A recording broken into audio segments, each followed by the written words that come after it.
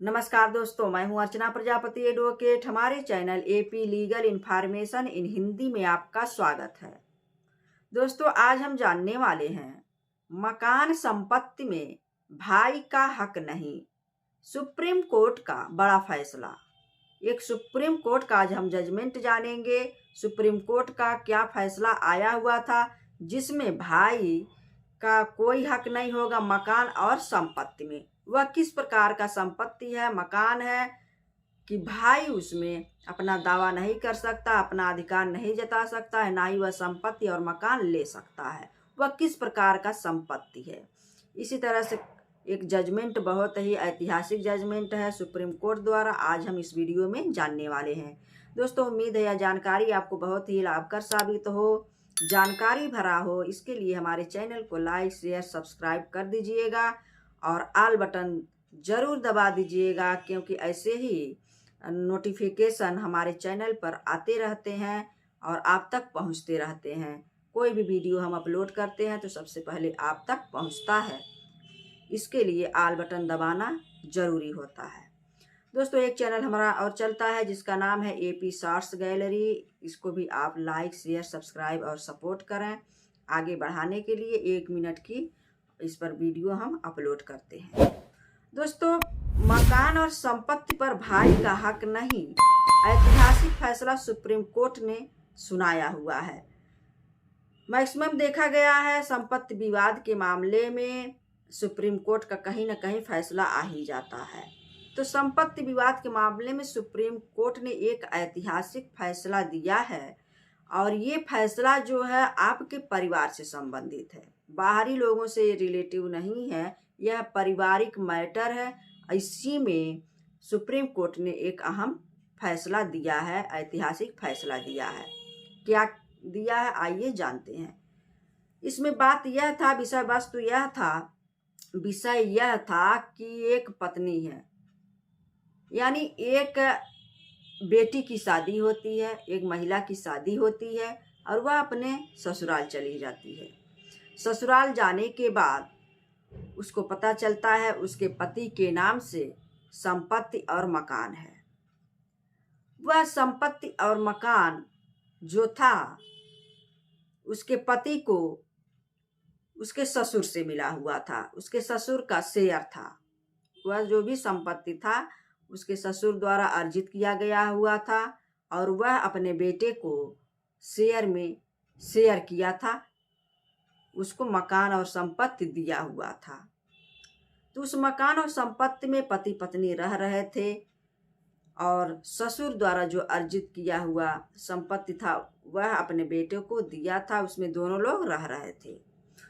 यहाँ बात यह आती है कि जो ससुर द्वारा अर्जित संपत्ति था जो अपने बेटे को दिया गया था, किसी कारणवश उसके बेटे की मृत्यु हो जाती है, पति की मृत्यु हो जाती है।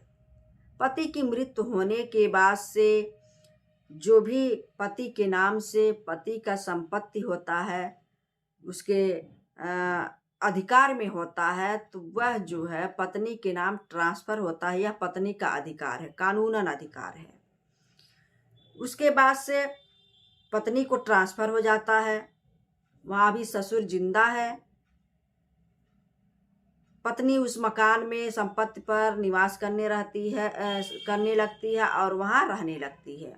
उसी दौरान उसी मकान में पत्नी का भाई जो है रहने लगता है। पत्नी का भाई किराए पर मकान उसका ले लिया होता है और वहाँ रहता है, कोई कार्य वगैरह करता है, वहाँ वह किराया देता था और मकान में रहने लगा। पति नहीं है, ससुर जिंदा है। उसके बाद से ऐसे ही चलता रहा कुछ दिनों तक और जो पत्नी और उसका भाई उस मकान में रह रहे थे, किसी कारणवश क्या होता है, ससुर का भी मृत्यु हो जाता है। उसके बाद ससुर का जब मृत्यु हो जाता है तब भी भाई और पत्नी उसी मकान में जो ससुर द्वारा उसके पति को दिया गया था उस मकान में रह रहे हैं। किराए पर उसका भाई रहता था और ये दोनों लोग रह रहे। पत्नी के पास कोई बेटा बेटी नहीं थे, उसके पास बच्चे नहीं थे।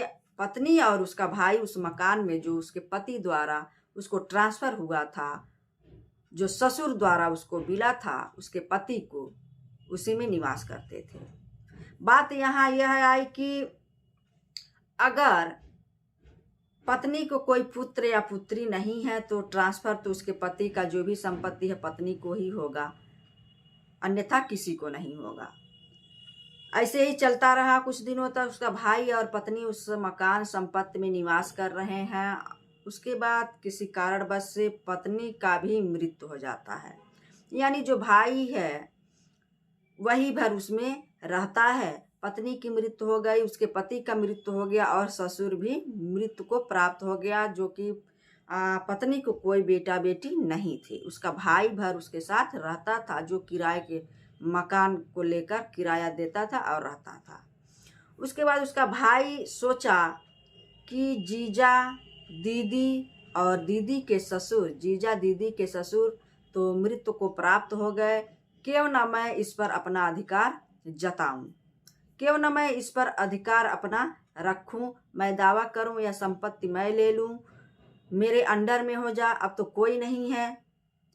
तो बात यहाँ यही था कि मामला की महिला जो थी, उसका भाई भी उसी मकान में, हमने शुरू से कहा कि रहता है, शुरू से रह रहा है किराए के मकान को लेकर, वह उसी मकान में रहता है। दीदी जीजा ससुर सभी का मृत्यु हो चुका है, बचा है भाई। भाई क्या करता है, भाई क्या वहाँ ये कर देता है हाई कोर्ट में। यह उत्तराखंड का यह मामला है। उत्तराखंड में यह वारदात हुआ था कि दीदी जीजा ससुर सारे लोग मर गए हैं, भाई उसमें निवास करता था उस संपत्ति में, तो भाई उसको हथियाना चाहता था, अपने अंडर में वह संपत्ति लेना चाहता था। वह क्या कर लेता है, मकान पर कब्जा कर लेता है। उसका भाई मकान पर कब्जा कर लेता है, जो महिला का भाई है, और अपना अधिकार जताना लगता है। अपने अधिकार को कहता है कि हम, हमारा संपत्ति है, हमारी बहन थी, हम उसका देखभाल कर रहे थे या कुछ भी कर रहे थे, उसके साथ रह रहे थे, यह संपत्ति अब हमारा है। उसके बाद इसलिए इस संपत्ति का मकान पर मेरा अधिकार और कब्जा है। और इसी मामले को लेकर वह क्या करता है, उत्तराखंड हाई कोर्ट में एक चुनौती देता है, चुनौती देता है। यहाँ याचिका दायर करता है कि यह हमारी दीदी जीजा का है, यह संपत्ति अब हमारा है। इसी याचिका को लेकर वह उत्तराखंड हाई कोर्ट में पहुंचता है। तो यहाँ बात क्या आती है कि सुप्रीम कोर्ट में अब जो भी इसी फैसला को लेकर जो उत्तराखंड हाई कोर्ट में यह दायर किया गया था कि यह संपत्ति पर कब्जा हमारा है और हमारा हो जाएगा, जो कि महिला का भाई था, तो सुप्रीम कोर्ट ने इसी पर बहुत ही मार्मिक अहम फैसला सुनाया था। क्या सुनाया था, इसी बात को उत्तराखंड के जो जजमेंट थे, जो फैसला था, इसी फैसले को लेकर जो ससुर के वारिस थे, पति के वारिस थे, वह लेकर सुप्रीम कोर्ट में चुनौती दे दिए। इस बात को लेकर सुप्रीम कोर्ट में चुनौती दिए कि यह हमारे पिता द्वारा शेयर था, हमारे भाई को, तो यह संपत्ति महिला के भाई को नहीं मिल सकता है। इसी बात को लेकर यह जो दावेदार होते हैं, जो उत्तराधिकारी होते हैं, जो वारिस होते हैं, वह सुप्रीम कोर्ट पहुंचते हैं। सवाल यहाँ यह उठता है कि सुप्रीम कोर्ट में क्या हुआ। सुप्रीम कोर्ट में यह हुआ कि सुप्रीम कोर्ट ने साफ साफ कह दिया कि अगर बात करें हिंदू उत्तराधिकार अधिनियम की, जो 1956 की धारा 15 सब धारा 3 में देखा जाए, धारा 15 सब धारा 3 है, उसमें 3B में अगर देखा जाए तो इसके मुताबिक जिस महिला की मृत्यु हुई है, अगर उसके बेटी बेटा है तो उन्हें संपत्ति मिलेगा। लेकिन बात यहाँ यह है कि जो महिला मर गई है, न तो उसके पास कोई बेटा है न तो बेटी है, और आखिर में संपत्ति किसे मिलेगा? आखिर में संपत्ति किसे मिलेगा? तो यहाँ यही हुआ कि अगर पति के पिता जीवित हैं, अगर पति के पिता जीवित हैं तो उनके पास फिर वह जो शेयर था उनका अपने बेटे को दिए थे, उनके पास वह संपत्ति चली जाएगी।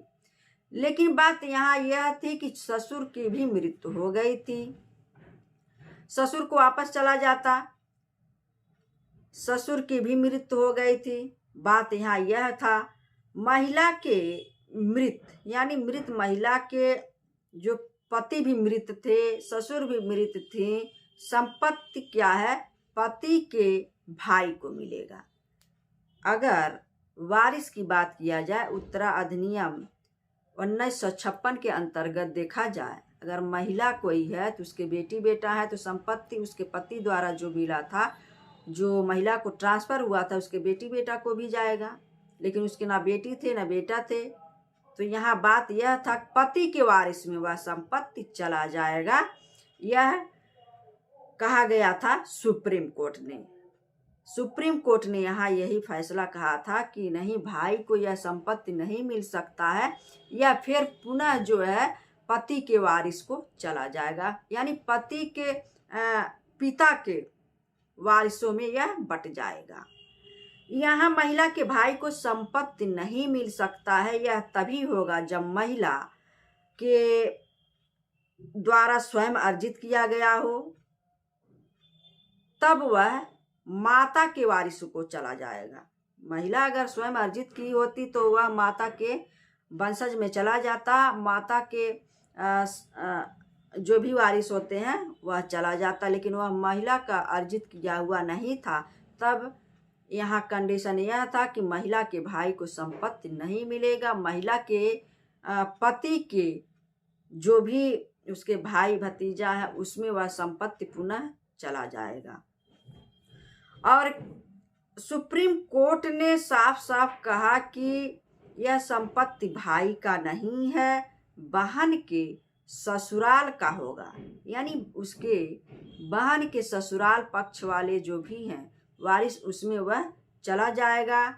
अगर आपके पास कोई दस्तावेज है, बहन ने आपको रजिस्ट्री कर दी है या हिब्बा कर दिया है या वसीयत कर दिया था, तो आप दावा कर सकते थे। सुप्रीम कोर्ट का यही अहम फैसला था।